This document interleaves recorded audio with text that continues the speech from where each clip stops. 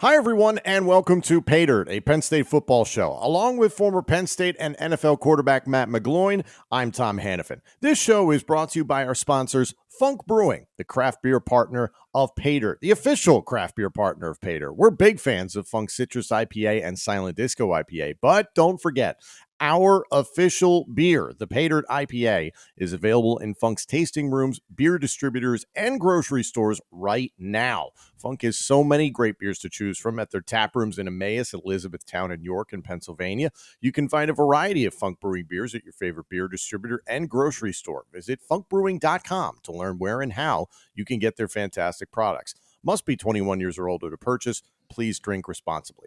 Also, PAYDIRT is brought to you by our partners at BetOnline, the fastest and easiest way to wager on all your favorite sports contests and events with first-to-market odds and lines. Find reviews and news for every league, including Major League Baseball, the NFL, NBA, NHL, combat sports, esports, and even golf. BetOnline continues to be the top online resource for all your sports information, from live in-game betting to props and futures. Head to betonline.ag today or use your mobile device to join and place your first bet. Use our promo code BELIEVE50, that's BLEAV50, to receive your 50% welcome bonus on your first deposit. PAYDIRT is presented by BetOnline, where the game starts. Also, we invite you to head to shop.believe.com. That's shop.beleav.com and search PAYDIRT for our two t-shirts. One has the official show logo over the heart. It comes in white, navy blue, and black. And the other is a navy blue t-shirt. It has the PAYDIRT word mark over the heart and on the back. Circa the 2012 Penn State football season, it has Matt McGloin's name and number. It's very fitting, as this season of Nittany Lion football marks the 10-year anniversary of that team. Again, head to shop.believe.com. That's shop.beleav.com and search PAYDIRT for our two t-shirts. And of course, I want to thank you all for tuning in on ESPN Radio State College, as well as checking out the podcast version of this show presented by the Believe Network, which is available now on YouTube, Apple Podcasts, Spotify, TuneIn, and wherever else you get your podcasts. And of course, hit us up on Twitter and let us know what you think of the show at ESPN Radio 1037, at McGloin QB11, and at Tom Hannafin. All right, Matt, did you miss me? Oh, absolutely. And I can't believe it's week 4 already. Isn't it weird? Yeah, I looked at that because like the week 0 thing, and I was like, yeah, I remember that. Yeah. But I was like, week 4, it doesn't feel like week 4. It's weird. I was talking to somebody the other day, and it's like Saturdays are coming faster and faster now. And we're getting older and older. I think that's probably the case. Dude, I had an amazing time at Auburn. I have so much I wanted to tell you as we get going here on the podcast. First of all, thank you for everybody that's been tuning in for over a year for this. We just cracked 1,000 subscribers on YouTube, which is all thanks to all of you guys being so interested in the show. So we appreciate that. We had such a great experience, even though the audio video didn't come out great in regards to our first live broadcast from the Emmaus tap room for Funk Brewing. But thank you to those guys. We got some sweet hats and there's a ton of beer in my trunk right now. I've got so much PAYDIRT IPA. It's crazy. And the beer's really good. So yeah. I encourage people to check it out. We're not just saying that. No, honestly, as two avid beer drinkers and critics, like it's good. But honestly, Matt, I was so blown away because having that experience in Emmaus, that was the first time we got to interact with anybody that's a fan of the podcast in person. Yeah. I was blown away. We met one gentleman who'd driven 30 minutes from Bethlehem to get to Emmaus to come to that recording. So then I went to Auburn, obviously, for the game. I walked into a bar called the Sky Bar on Friday night, and I get my hand stamped, and I take 2 steps, and this guy says to me, he's like, "Hey, I love the show." Now, I'm thinking, I've worked in WWE for years. I worked for Impact Wrestling. So I'm thinking it's wrestling, something, pro wrestling. And he's like, "No, PAYDIRT, man. I really like it." And I was like, awesome. I was floored. And then we went to dinner at some, me and my friends went to dinner at some place called Jim and Nick's. It's a barbecue chain down there in Alabama. So we're sitting there, and this guy comes over, and he was like, "Oh, I love the show. You and Matt do a great job. It was the coolest thing ever." And I'm like, in this corner of the world here in Auburn, like, granted, Penn State fans traveled well. I flew into the Atlanta airport. There were tons of Penn State shirts, blue and white logos. It was crazy, but I was just so blown away to get that reaction from people that have been watching and listening to the podcast. So I personally just want to say thank you. It's been so cool, Matt. I wanted to comment on your intro for the YouTube video at Yeah, Auburn go for it. and say I wanted to say this is not a green screen. Yeah, Because that's what that looked like, man. It just looked like it was an incredible atmosphere. And I said to Tyler on the breakdown episode, they had the orange out, whatever it was. There was a lot of white in that crowd, though. A lot of white shirts, a lot of Penn State fans, man. It was impressive. And, they've always traveled well. It reminds me of like Raiders fans in a way. Where like for some reason people are always surprised at how well Penn State fans travel. I'm telling you, flying out of Philadelphia, obviously a bunch in Philadelphia, flying into Atlanta, they're everywhere. Got a rental car, drove to Auburn, and you saw plenty of them. And I got to say this, the Auburn fans were wonderful. Were so welcoming. I did not run into one fan who was a jerk or anything like that. The Auburn fans were really, really nice. And on top of that, their campus is immaculate. Manicured lawns, like the place is just fantastic. And I had myself a good time at Sky Bar, so I can't complain about that. But the tailgating was good. We made some friends, and everybody was just really, really nice. So in terms of a good college football atmosphere, Auburn's up there. And there's a reason that, like in the preview episode, you and I were talking about Jordan-Hare Stadium, that home field advantage. It's legitimate. And I could feel instances in the game where early in that first half, I was like, this doesn't go right. The crowd's going to be behind him. This is a very different ball game. And here's what's important to you. I'm getting chills right now thinking about it. I'm thinking about running out of the tunnel on the road because Penn State fans as a player, Penn State fans are going to travel well, Tom. But it's different when you run out of the tunnel at an away stadium and you can see like a portion of the stadium is that little block of white shirts in the crowd. Yeah. You think to yourself like, oh, let's go. You know what I mean? But like that as a player excites you, pumps you up, and motivates you because you know that they support you. They have your back. They know how important it is to get a win on the road. So hey, 3-0 now. It's certainly an important. We'll get into this right now here, the Central Michigan game, but this is a big one, and I know Central Michigan's obviously outmatched, but this is all about what Penn State has to do on Saturday to take care of business. Yeah, there's just so much good that comes out of this win against Auburn, and you guys said it in the recap episode of that game, is that clearly Auburn is not what Auburn has been in the past. Nothing against them. They're still fielding some great athletes within the SEC. They have a lot they need to improve on, but the win certainly meant a lot in the polls. Penn State jumped from number 22 to number 14. Granted, there was a lot of chaos around the country that led to that, but still, that's a significant leap for that victory. What did you think of that? Yeah, look, you're right. I think a lot of it has to do with what else is going on across the country with college football. Teams losing, teams being upset. But look, I like where Penn State is at right now. It's almost silent in a way, right, what they're doing. They're going about their business. They're winning games. They're winning on the road early in the season, Tom, which is important. We talked about that a few times already on the podcast.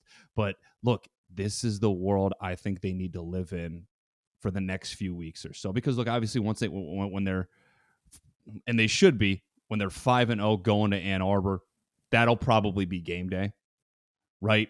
So if you can live in that really quiet world over the next 2 weeks and during your bye week, and then boom, explode onto the national scene, game day, Michigan, Ann Arbor, that is when you have a chance to not just put the Big Ten on notice, but put the entire country on notice as a Penn State football program this year. I've seen a lot of, it's a lot of people giving their opinion as opposed to the actual polls that are out there, but the rankings within the Big Ten. And everybody is pretty much pointing to Ohio State as number 1, Michigan number 2, Penn State at number 3, and then you've got Minnesota there at number 4. And then depending on who you talk to, you're probably seeing somebody like Iowa there, but Iowa's been a little off kilter here to start the season. So it does beg the question of how competitive that game will be in Ann Arbor. And again, a lot has to happen between now and then, but there's an argument to be made that Michigan has not been tested thus far this season. And Penn State has in two very significant ways and come out with flying colors. Do you get hung up in that at all? Do you feel like Penn State should be right now be looked at maybe as the number 2 team in the Big Ten? I don't think so, and it's because Michigan has earned the right to be that number 2 team in the Big Ten East or in the Big Ten in general because of what they were able to do a year ago, right? Beating Ohio State, winning the Big Ten championship game, going to the college football playoff, Tom. But I think one of the more important things that people forget about is that they got beat by Michigan State and still kept it together, still rallied, still went on to finish their season with a victory against Ohio State and then, go from there. So I think they deserve to be put in the same sentence as Ohio State. But in terms of what we've seen over the first 3 weeks of the season, in terms of talent, in terms of teams starting to build depth, you can compare Penn State to anyone in the Big Ten with that. Right now, it's just about execution. It's about putting great game plans together against the Michigans, against the Northwesterns. Let's not forget about Northwestern. That's still going to be a tough game before the bye week. Against the Ohio States, against the Michigan States, which, I've said it before the season started. I thought it was going to be a down year for the Michigan State football program and, a tough loss to Washington. Over this past week. And then for those of you listening that are thinking, Matt was talking up Purdue all year. Purdue still has a chance. All right, I know they just got beat by Syracuse, Tom, but they still have a chance in the West. That's a good Syracuse team. I will give Syracuse credit. Exactly. They've gotten beat by 2 good football teams. Don't take Purdue lightly as the season goes on. It's still a very explosive offense. Still has a chance to be a very good football team. But for me, Tom, Penn State just has to continue to take it week by week, win football games, go about their business, take care of business. Don't worry about what position you're in the Big Ten or what position you're in the Big Ten East. You'll have an opportunity to play both of those teams ahead of you. To continue to look back on the Auburn win, and we will talk about the Central Michigan game here in a moment, but the one thing that I loved that came out of this game was the balance that Penn State displayed. 232 yards through the air, 245 yards on the ground. Obviously, the rushing attack was very, very potent. What I liked even more, Sean Clifford, 14 of 19, 178 yards is not like a glowing yardage total. I know not a lot of people are going to get excited about that. What I like is the number of attempts. Sean Clifford, if he's throwing 30, 35, 40 times, Penn State is not in a good position to win. If he's throwing 20 to 25 times, and you can speak to this better as a quarterback, that comfort, that limited need to throw the football is coming because you're running the ball so well. What did you think of that ratio? That's a great point, Tommy. You're absolutely right. Sean needs to rely on the run game, right? Not taking anything away from his ability to push the football down the field or to make big throws, because he's done it in the past at times, right? He's won football games with his arms for Penn State over the years. But he needs to be able to rely on the run game. And I hope Mike Yurcich saw that, and I think Mike Yurcich is starting to understand that. Do not put Sean Clifford in a position where you're in 3rd and long, or it's a big moment or a big situation time after time after time, where he has to make the big throw every drive for you. If you can live in the 25 to 27 attempts passing world with Sean, you will be so much more successful week in and week out. You're right. It's when you get to the 34 to 37 range in the pass attempts, that turnovers, dangerous throws, sacks, things like that, that's when they start to become a problem. So if you can rely, and that's what Penn State football to me should be, Tom. That's what it was, right? You rely on the collection of running backs that you have, work and play action, use the pass game off of that. That's what made Penn State so successful throughout the years there. I think they've lost that a little bit over the years, but we're starting to see it now with Nick Singleton, Katron Allen, Kevon Lee. Even we're seeing Devin Ford in there contribute. So that has been very encouraging. It's been great to see, but if Sean in this offense can just find balance in that way. I mean, how calm did Sean look on Saturday in that environment? Very calm, and it was something you and I had talked about going into the Auburn game, is that Auburn is athletes. They can get after the passer. They have an excellent linebacking core as well. Sean did not look bothered, and I'll give credit to the offensive line. His feet were set. There were instances where he did have to have a couple of design runs here and there that, you and I have said we're not thrilled about. But at the same time, when he dropped back to pass, he looked like he was doing just fine. And receivers look great. It was just a matter of the running game was such a constant threat that he had his options to throw, as did Drew Aller later in the game. So I can't tell you how excited I was to see Drew Aller and Christian Veilleux get into that game. If you'd have told me we'd have seen all three starting quarterbacks by, because we elected to put them in a game like that on the road against Auburn, I'd have thought you were crazy. So for that gap to just widen like it did in the third and fourth quarter, we were all sitting in the stands being like, this is pretty cool. Yeah. I was not expecting it to go this way. Here's the thing too, Tom, with Sean in the run game, and then I'll mention Aller. Like when you're running it well, the playbook goes like this. It continues to expand, and it continues to get bigger and bigger and bigger. And as a quarterback, that's when the game becomes fun, because you're running it well, play action, right? I can take chances, I can take shots, I can try to push the football down the field. Like it just brings this sort of confidence to the whole entire team that, we can run it whenever we want. It's just, it allows everybody to play more freely in a way. And I think that's what Sean needs right now here in his sixth year. And I think that's what he needs with where he's at as a quarterback right now. You mentioned Aller, and this is something I want to bring up here. We're going into week 4 here. He's played in 3 games, right? If he plays in that 4th game, you have 4 games to play as a freshman without losing your redshirt eligibility. I understand he's the backup, but it'd be interesting to see what they do moving forward, right? I mean, is that something you care about, Tom, or no? Yeah, he wouldn't shock me if he was a dude who was in and out in 3 years. You know what I mean? Yeah. That wouldn't surprise me one iota.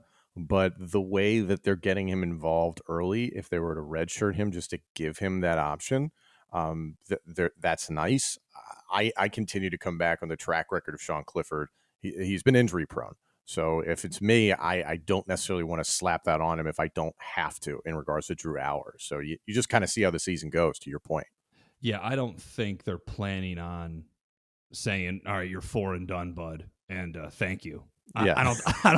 I don't think they're going to do that. I fully expect them to burn this dude's red shirt and say, listen, you're going to continue to play. We're going to continue to put you in the game at any possible moment that we can. If the game's out of reach, you're going in. If it's 26-7, you're going in on the road. I just think they're trying to get this guy all the reps that they can get him, all the experience that they can get him. But one of the more important things, Tom, that you have to look at when it comes to young guys playing is that everybody is seeing it.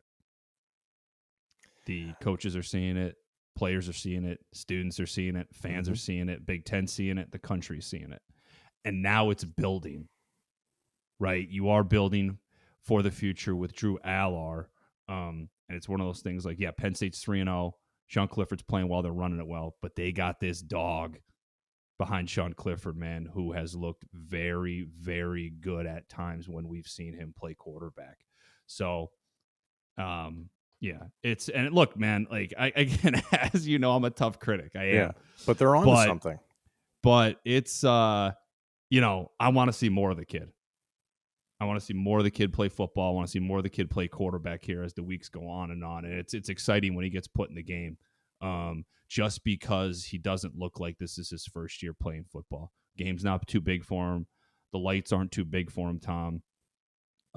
He understands how to operate a Division I offense. It seems like he knows, what's going on in Mike Yurcich's system now. There's still a ton of stuff he needs to work on, but for where he's at right now, I think he's a lot further ahead than where he should be. Are you a fan of rivalries? Are you a fan of smack talk? Do you like to stand out from the crowd at tailgates?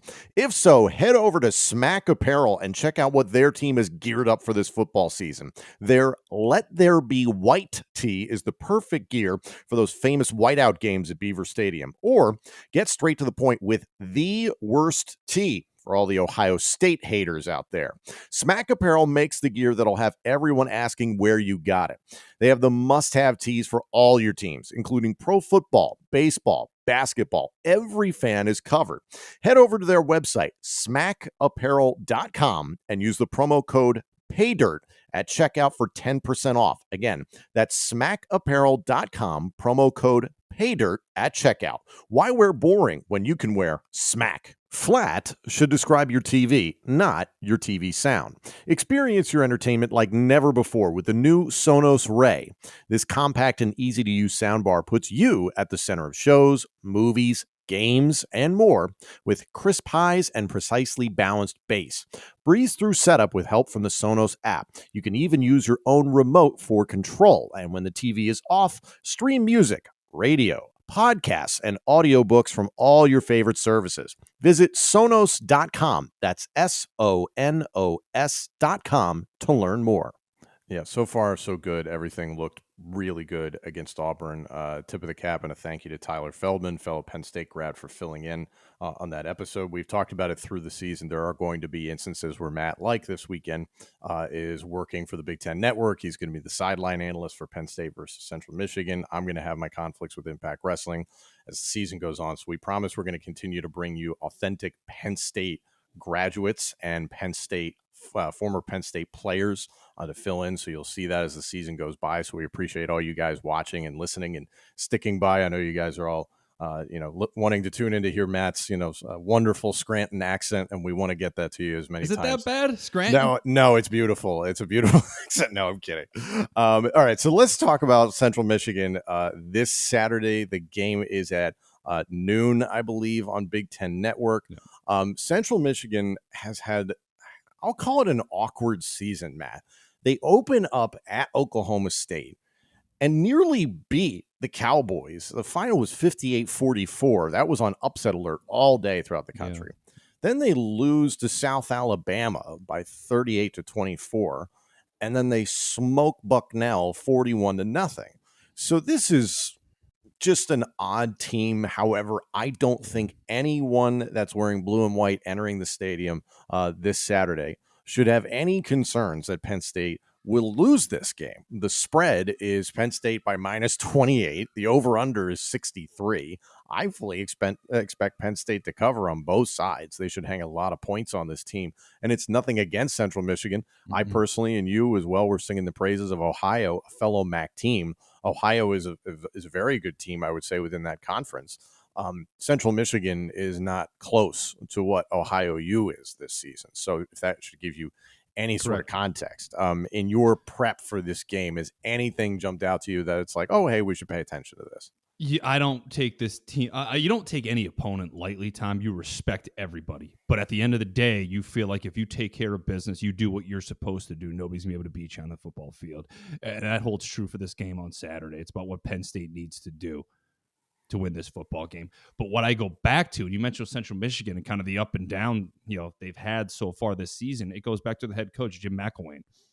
Right? You got to remember, this guy's been around for a long time. Mm-hmm. Head coach at Colorado State, head coach at Florida. He coached quarterbacks with the Raiders in the early 2000s. He's been an offensive coordinator at Alabama. This guy has a lot of experience. He knows how to win football games. He knows how to upset teams and upset programs. He knows how to win on the road.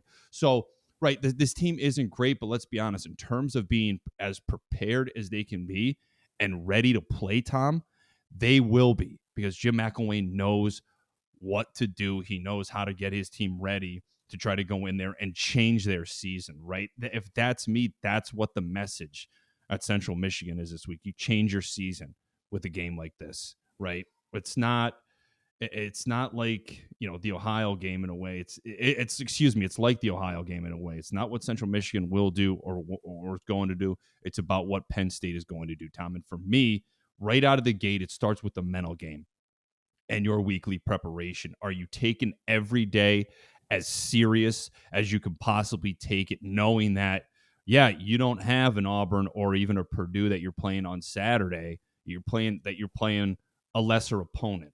But out the gate, for me, I need points on the first drive, right? I need to make a statement, whether it's be 3 or 6. I need points on the first drive. That will be massive. Make a statement that this is not even going to be a game from the start, right? The crowd needs to be loud. players up on the sidelines, guys motivated, right? Come out of the gate hot, make a statement that this isn't upset alert. We're not Oklahoma State. You're not going to hang with us for 3 or 4 quarters, right? This game is going to be over by the time, that clock ticks 0 at the end of the second quarter and we're heading into halftime. Going into this game, I think the goal is let's keep everybody healthy. Let's get in and out, as you said, with the win. Let's show who we are, and that's really all you're looking for, is just to make sure everybody stays healthy at the end of the day. I think the only person that Penn State fans really need to be aware of with Central Michigan is their quarterback, Daniel Richardson. He's been leading the way for them. They're 19th in the country right now in passing yards with 311 passing yards per game. Again, it's a bit skewed, as I mentioned, from the competition that they've had. They put out some great numbers, as I talked about, against Oklahoma State, which is still mind-boggling to this point in time. But I don't expect Daniel Richardson to have much time or have a lot of success. It might be a situation like you saw against Purdue, where probably not to the same degree as what Aiden O'Connell was able to do in terms of getting 365 yards passing. There's a good chance Richardson can put up some yardage, just because that might be the only means by which they can move the ball.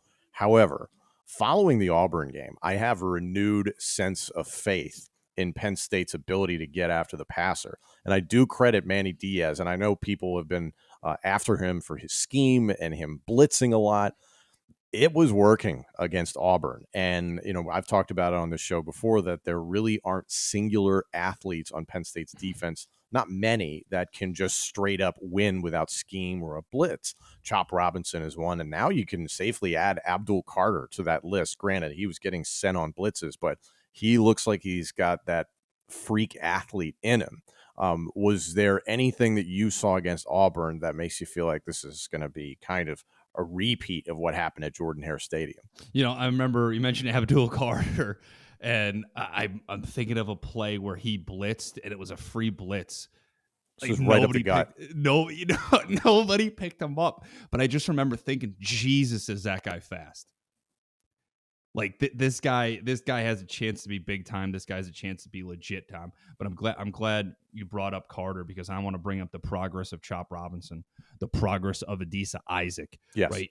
These guys have done a fantastic job over the past few weeks. They continue to grow. They continue to develop. And Chop Robinson was a guy we talked about before the season even started. Like, this guy could very well become the best pass rusher on this defense by the end of the season. And he's done a great job. Has James have you heard anything about Keziah or Smith-Vilbert? I haven't gotten to listen to his press conference from this week, so I'm not entirely sure. Yeah, I'm just interested to see what the progress is there with those two guys, right? We haven't seen them on the field much, but as the season goes on, that's something to take a look at. I'm interested to see, what happens there, because those guys will continue to add depth, for that Penn State defensive line, Tom. One of the things that I need Penn State to continue to improve on is the development of the other half of that secondary, right? For how good Joey Porter is, Jair Brown is, right? That collection of guys that they rotate as well needs to continue to be better, right? Daquan Hardy has to be better in coverage. Johnny Dixon needs to continue to improve. We saw Zakee Wheatley make a big play on Saturday, but those guys need to continue to get better week in and week out. And for me, you mentioned Michigan and kind of the schedule that they had. They've had the luxury of being able to tinker offensively and defensively. What works for us, what doesn't work for us. Yeah, we're able to do this in mid-game and on certain drives, because we know at the end of the day we're going to win this football game, just basically because we're more talented than you are. Penn State really hasn't had that luxury, right? Playing Purdue and playing Auburn both on the road, right? They've had to bring it week in and week out. So I think that's important. That will be important as the season goes on. But these next 2 weeks, Tom, right? Again, don't take Northwestern lightly, but I don't think it's the Northwestern teams we've seen in years past. So I think over these next 2 weeks, Tom, if you're Penn State, you can tinker a little bit before you head in that bye week and then before you head to Ann Arbor, right? So I think you really need to focus, lock in, and dial in on what your secondary can look like when you have to go to Ann Arbor and face a guy like J.J. McCarthy. There's a lot of depth in this secondary. Marquise Wilson was getting involved. Kalen King was getting involved, like in substantial ways, and these guys look good against Auburn. Considering, I'll give credit to Auburn's quarterbacks in that they can make you challenged when you have to hold your spot, hold your boundary. Basically, those guys were very good running quarterbacks, and that's about the nicest thing you can say about them. Especially Ashford, that dude is wicked fast. So they had a lot of tests in that respect. Maybe not so much in the secondary. You've had the Ohio U game to kind of tinker a little bit, but this is where the tinkering kind of ends. Is that you're going to trot some guys out there. You're going to get some. You're going to get some younger guys out there again. Like I said before, you're just trying to make sure that your core is healthy for the remainder of the season, with the Northwestern game right around the corner. And speaking of tinkering, I want to flip from the defense to the offense. How much of this game do you want to see from Sean Clifford and Drew Aller? Well, I'd like to see a lot of Aller, to be honest with you.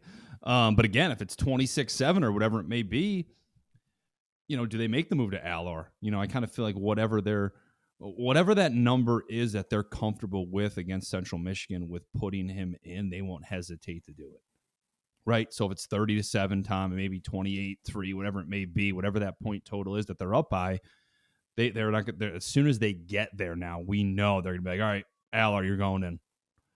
So hopefully that's not, later than it should be. I'd like to see this kid play 20 to 25 minutes, right? I'm hoping we get the largest sample size of tape, on Drew Aller this week, this Saturday. Putting drives together, making big throws, being in third down moments. How can he operate in the red zone, stuff like that. So I want to see how he handles situational football rather than just being tossed in the game and completing a few passes here or there. I wonder if this is a game where the opponent is not enough of a challenge that you could reasonably play all four quarterbacks and give them each a quarter. I don't know if we'll see that, Tom. Again, I wouldn't hate seeing Pribula. I would actually really like to see him. Yeah, I would love to see Pribula playing a game like this. I really would. I think the most important thing, Tom, is a message that you're still sending across is that Sean Clifford's our guy. He's going to continue to be our guy. Sure. So he's going to continue to play. When I think it'll get, and I don't think it'll get to this point, but if Aller plays enough, then it's like, all right, Aller, you're done. Get out of the game. Do you put Pribula in before Veilleux? That's a fair point. Or are you planning for the future, Tom? As well. Is Bo Pribula the type of guy where, and I don't know, right? We don't know what goes on behind closed doors, but is Bo Pribula the type of guy that you can sit down and say, listen, Bo, you're going to redshirt. We love what you've done throughout the spring, throughout the summer, throughout training camp. We love your work ethic, right? You have a lot of talent. We think there's a lot of potential here, but we're moving in a different direction. We'd love for you to be a part of our program moving forward. We think you can contribute in the years to come on this offense. Got to remember, Sean's a 6-year guy now, right? He's not going to be here next year as a member of this football program. We think you can step up in years to come. You got to remember, he comes from a football family, Pribula, right? He's a PA guy. So, I don't know Bo Pribula. We don't know what goes on, inside Penn State football program, what the conversations are. But I think if all signs point to Pribula probably being, a loyal player and loyal to the program. So, it'd be interesting to see if they can get him some time, between now and the end of the season.